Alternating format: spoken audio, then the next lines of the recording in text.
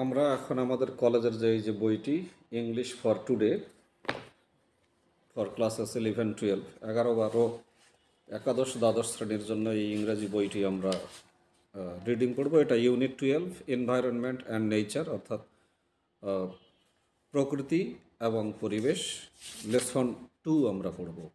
এই বইয়ে unit 12 lesson 2, এটার নাম হলো দ্য গ্রিটা এফেক্ট। গ্রিটা এফেক্টে পরিবেশ নিয়ে বেশ কিছু কথা বলা হয়েছে। তো প্রথমে ওয়ার্ম আপ অ্যাক্টিভিটি অর্থাৎ প্রস্তুতিমূলক কাজে বলা হয়েছে যে ask one of your friends whether your friend has ever thought about pollution in our environment, does it bother your friend? অর্থাৎ তোমার কোনো বন্ধুকে জিজ্ঞেস করো যে তোমার বন্ধু আমাদের পরিবেশের দূষণ নিয়ে কখনো চিন্তা করেছে কিনা, আর তাকে পরিবেশ দূষণটা তাকে বোদার করে কিনা অর্থাৎ বিরক্ত করে কিনা সেটা। 2 নম্বর ওয়ার্ম আপ অ্যাক্টিভিটি প্রস্তুতিমূলক কাজে বলা হচ্ছে যে create groups of 5 of your classmates and make a list of environmental hazards that are happening in your area. Now think of the possible solutions to the problems and make a group presentation. অর্থাৎ বলছে যে তোমাদের ক্লাসমেটদের মাঝে 5 জনের করে group তৈরি করো এবং পরিবেশের যে হ্যাজার্ড ঝুঁকি সেগুলোর একটা তালিকা করো, যেগুলো তোমার এলাকায় ঘটছে সেগুলোর তালিকা আমাদের করতে হবে। আর বলছে যে গ্রুপে মিলে এটা একটা প্রেজেন্টেশন উপস্থাপনা করতে হবে, আর কি কি সম্ভাব্য সলিউশন তৈরি করা যায় সেটা নিয়ে আমরা আলোচনা করব। আর বিতে বলা হচ্ছে now read the short biography of Greta Thunberg, a young environmental activist, and answer the questions that follow. অর্থাৎ বর্তমানে বলছে যে গ্রিটা থানবার্গের বায়োগ্রাফি, সংক্ষিপ্ত বায়োগ্রাফিটা পড়তে বলছে।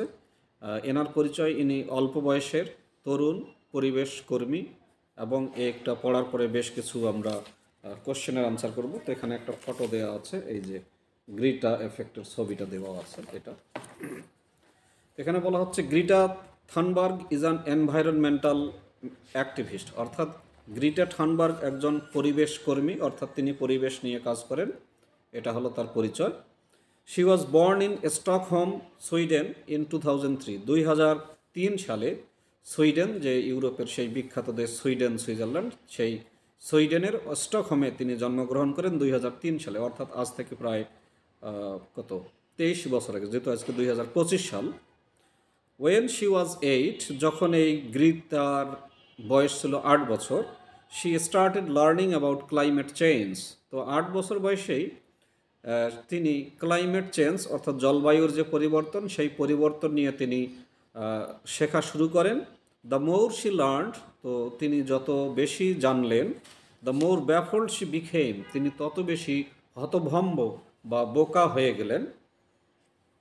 As to why so little was being done about it, যে এই জলবায়ুর পরিবর্তন বিষয়ে এত অল্প কিছু, সামান্য কিছু কেন করা হচ্ছে, সেই বিষয়ে তিনি হতবিহ্বল বোকা হয়ে গেলেন। অ্যাট দি এজ অফ 11 বছর বয়সে Greta became so sad about climate change, Greta climate চেঞ্জের ব্যাপারে এত বেশি স্যাড, এত বেশি মন খারাপ হলো, এত বেশি কষ্ট পেলেন, that she temporarily stopped speaking, তিনি কিছুদিনের জন্য কথা বলা বন্ধ করে দিলেন। তিনি পরিবেশের জলবায়ুর পরিবর্তন সম্পর্কে জানার পরে, যেহেতু মানুষ কোনো কিছুই করছে না, যৎসামান্যই করছে, এটা জানার পরে তার এত মন খারাপ হলো যে তিনি সাময়িক অর্থাৎ কিছু সময়ের জন্য কথা বলা বন্ধ করে দিয়েছিলেন। গ্রিটা হ্যাজ অ্যাসপারগার সিনড্রোম। তো এখানে একটা জিনিস, যে গ্রিটার আসলে একটা বায়োলজিক্যাল রোগ বা ডিজিজ ছিল, যেটার নাম হলো অ্যাসপারগার সিনড্রোম। এটা হলো a condition that affects how people socialize. তো এই অ্যাসপারগার সিনড্রোম হলো এক ধরনের একটা অবস্থা যেখানে মানুষ সোশ্যালাইজেশন করতে পারে না। মানে আমরা যে সামাজিক জীব, বিভিন্ন মানুষের সাথে বড় হতে হতে আমরা অ্যাডজাস্ট করা শিখি, মানুষের সাথে খাপ খাওয়াই বিভিন্ন পরিবেশে, সেইটা না পারলে এই রোগটাই হলো অ্যাসপারগার সিনড্রোম। তো গ্রিটার এই সমস্যাটা ছিল। But Greta views her condition as a positive, calling it her superpower. কিন্তু গ্রিটা তার এই যে তিনি সামাজিক হতে পারেন না, সব মানুষের সাথে মিশতে পারেন না, এটাকে তিনি নেতিবাচকভাবে না ধরে একটা পজিটিভভাবে ধরলেন এবং এটাকে তিনি তার সুপার পাওয়ার অর্থাৎ ঐশ্বরিক শক্তি হিসাবে মনে করলেন। She সেইজ it helps her C the world in black and white. তিনি বলেছেন যে তার এই যে রোগটা অ্যাসপারগার সিনড্রোম, এই রোগের ফলেই তিনি একদম লিখিতভাবে সব কিছু পৃথিবীর দেখতে পারেন। And that there are no grey areas when it comes to climate change, এবং যে যখনই ক্লাইমেট চেঞ্জ জলবায়ু পরিবর্তনের কথা আসবে তখন যেন কোনো গ্রে এরিয়া, ধূসর এরিয়া না থাকে, অর্থাৎ সবখানে যেন সবুজ থাকে। ইন অগাস্ট 2018, 2018 সালে, অর্থাৎ আজ থেকে 7 বছর আগে, গ্রিটা ডিসাইডেড টু টেক অ্যাকশন। তো যেহেতু কেউ কিছু করছিল না, সো লিটল ওয়াজ বিং ডান, যত সামান্যই করা হচ্ছিল, তাই তিনি কিছু একটা অ্যাকশন, কিছু একটা কাজ করার সিদ্ধান্ত নিলেন। Instead of going to school, তো স্কুলে যাওয়ার পরিবর্তে she made a large sign that read school strike for climate, school strike for climate. অর্থাৎ তিনি যেহেতু সুইডেনের মানুষ, তিনি সুইস ভাষায় লিখেছিলেন, যে একটা বড় সাইনবোর্ডে লিখেছিলেন স্কুলস জের্ক ফর ক্লাইমেট, অর্থাৎ স্কুল স্ট্রাইক ফর ক্লাইমেট, জলবায়ুর জন্য স্কুল অবরোধ। অর্থাৎ আমি স্কুল যাব না, কারণ জলবায়ু পরিবর্তন নিয়ে মানুষ তেমন কিছু বলছে না। And calmly sat down outside the Swedish parliament, এবং এই যে সুইডেন, সেই সুইডেনের যে পার্লামেন্ট বা সংসদ ভবন, তার সামনে তিনি নীরবে বসে পড়েতাম, তিনি বসতেন। একটা জিনিস খেয়াল করেন যে এটা একটা ছোট্ট মেয়ে পার্লামেন্টের সামনে একাই বসে একটা সাইনবোর্ড নিয়ে যে জলবায়ুর কারণে আমি স্কুলে অবরোধ দিয়েছি, স্কুল যাব না। পার্লামেন্ট সরকার তার কিছুই করেনি, সুইডেনের সরকার। আর এই প্রশ্ন হলো যে তার লক্ষ্য কী? To make politicians take notice and act to stop global warming. তার লক্ষ্য হলো পলিটিশিয়ানরা যেন লক্ষ্য করে যে গ্লোবাল ওয়ার্মিং হচ্ছে, সেই গ্লোবাল ওয়ার্মিং যেন থামানোর ব্যাপারে তারা কিছু পদক্ষেপ হাতে নেয়। এই জন্য তিনি এই কাজটা করেছেন। একটা জিনিস খেয়াল করেন যে সুইজারল্যান্ডে স্টকহোমে তিনি পার্লামেন্টের সামনে এই কাজটা করেছেন। একটা মেয়ে মানুষ একাই স্কুল না গিয়ে এটা করেছে। বাংলাদেশে হলে কি হতো?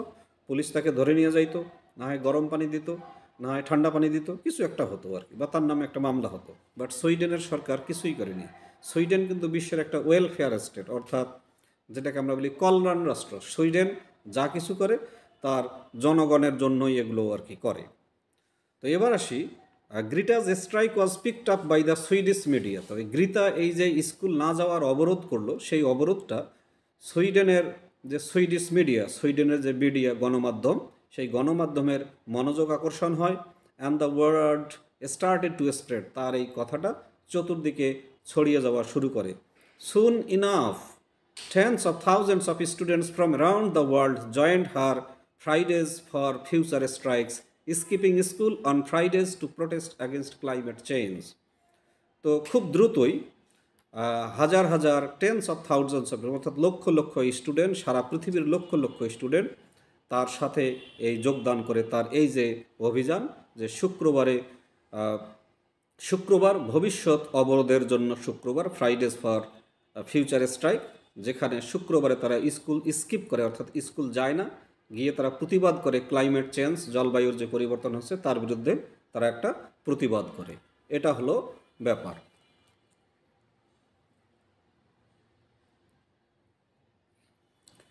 তো এরপরে কি হলো?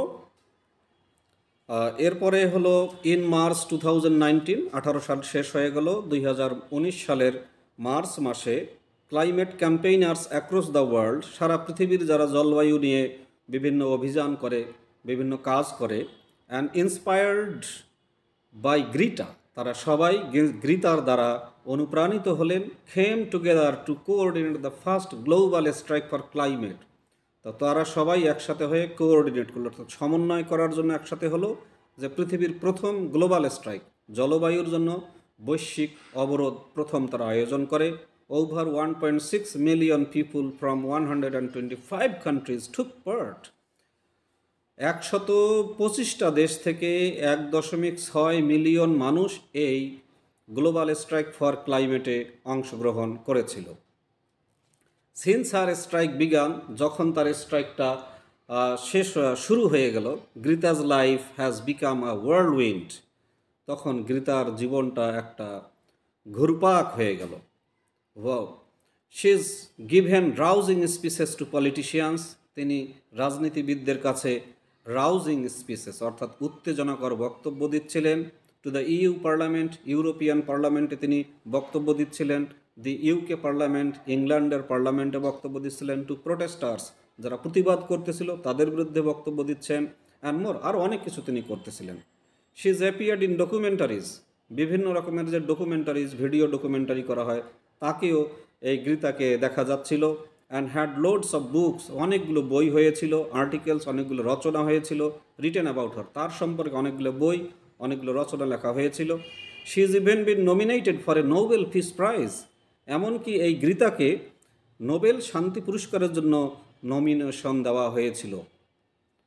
নমিনেশন মানে তার নাম এসেছিল, কিন্তু তিনি নোবেল প্রাইজ শান্তিতে পাননি। মালালা ইউসুফজাই উনি পেয়েছিলেন, আমাদের ডক্টর মোহাম্মদ ইউনুস স্যার পেয়েছিল।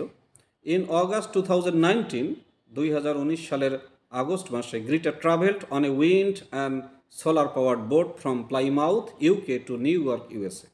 তো 2019 সালের আগস্ট মাসে গ্রিতা এই বায়ু চালিত একটা নৌকায় প্লাইমাউথ, ইংল্যান্ডের প্লাইমাউথ থেকে মার্কিন যুক্তরাষ্ট্রের নিউ ইয়র্কে তিনি আটলান্টিক সাগর পাড়ি দিয়েছিলেন। দ্য জার্নি টুক 15 days, এই জার্নিতে লেগেছিল 15 দিন। আর প্যাশনেট স্পিচ, তো এই জার্নি করার পরে তার যা আবেগীয় উক্তি কথা, সেটা হলো, you have stolen my dreams and my childhood with your empty words, আপনারা আমার স্বপ্নগুলোকে চুরি করেছেন এবং আমার শৈশবকেও চুরি করেছেন আপনাদের ফাঁকা বুলির মাধ্যমে, অর্থাৎ ফাঁকা ফাঁকা কথার মাধ্যমে, অর্থহীন কথার মাধ্যমে। We are in the beginning of a mass extinction, আমরা গণ বিলুপ্তির মুখে চলে এসেছি। গণ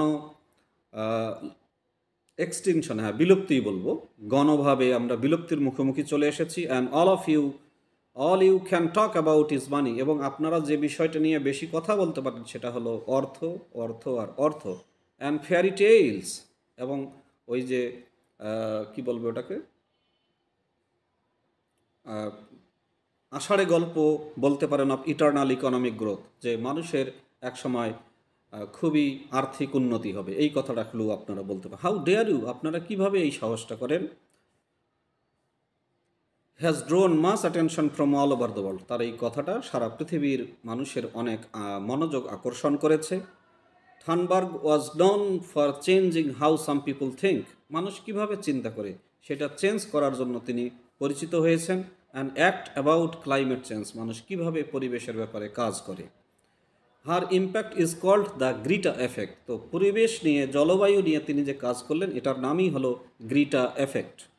গ্রিটা has named Rosa Parks the civil rights activist as one of her greatest inspirations, তো গ্রিটা রোজা পার্কের নাম দিয়েছে। রোজা পার্ক ছিলেন একজন সিভিল রাইটস অ্যাক্টিভিস্ট, অর্থাৎ মানবাধিকার কর্মী, তার সবচেয়ে বড় অন্যতম উৎস হিসাবে, প্রেরণার উৎস। ইন দ্য 1950s, 1950-এর দশকে রোজা স্পার্কড এ সিভিল রাইটস মুভমেন্ট, রোজা একটা এই জনগণের আন্দোলন গড়ে তুলেছিলেন, অহিংস আন্দোলন গড়ে তুলেছিলেন, that improved the lives and treatment of millions of African Americans, যে আন্দোলনের ফলে মিলিয়ন অর্থাৎ লক্ষ লক্ষ আফ্রিকান আমেরিকান, অর্থাৎ আমেরিকায় বসবাসকারী আফ্রিকার বংশোদ্ভূত কালো মানুষদের জীবনের উন্নতি করেছিল এবং তাদের চিকিৎসা ব্যবস্থার উন্নতি করেছিল।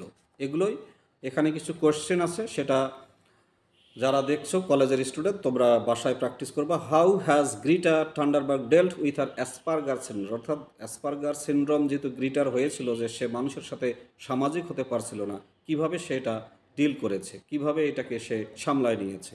Y did Greta stop attending her school, Greta কেন তার স্কুল যাওয়া বন্ধ করেছিল, কী কারণে, সে কারণটা ব্যাখ্যা করতে হবে। What did Greta's travelling on a solar powered boat symbolize, সে যে ইংল্যান্ডের প্লাইমাউথ থেকে মার্কিন যুক্তরাষ্ট্রের নিউ ইয়র্ক একটা সৌর চালিত নৌকায় করে আটলান্টিক মহাসাগর পাড়ি দিল, তো এটা কিসের প্রতীক। Has Greta's activism created any impact on the society, তো আমাদের সমাজে গ্রিটার এই কাজ কোনো প্রভাব তৈরি করেছে কিনা, তো এটাই আমরা পড়লাম এই যে ইংরাজি ফার্স্ট পেপার বই থেকে, এটা ছিল ইউনিট 12, এটার নাম হলো লেসন 2, এটার নাম হলো গ্রিটা এফেক্ট। তো সবাই ভালো থাকবেন। চ্যানেলটি একটি শিক্ষামূলক চ্যানেল, আরও অনেকগুলো ভিডিও আছে, সব ভিডিওই হলো শিক্ষা রিলেটেড। সেটা ইংরেজি গ্রামার হতে পারে, ইংরাজি সাহিত্য হতে পারে, বাংলা সাহিত্য হতে পারে, বাংলাদেশের ইতিহাস হতে পারে, সমসাময়িক বিষয় হতে পারে, বিভিন্ন দার্শনিক চিন্তাবিদ নোবেল লরিয়েটদের জীবনী হতে পারে। এই বিষয়গুলো নিয়ে আমার এই চ্যানেলে অনেকগুলো ভিডিও দেওয়া আছে, আপনারা চাইলে ভিডিওগুলো শুনতে পারেন বা দেখতে পারেন। সবাই ভালো থাকবেন, সবার সুস্বাস্থ্য কামনায় শেষ করছি। ধন্যবাদ সবাইকে।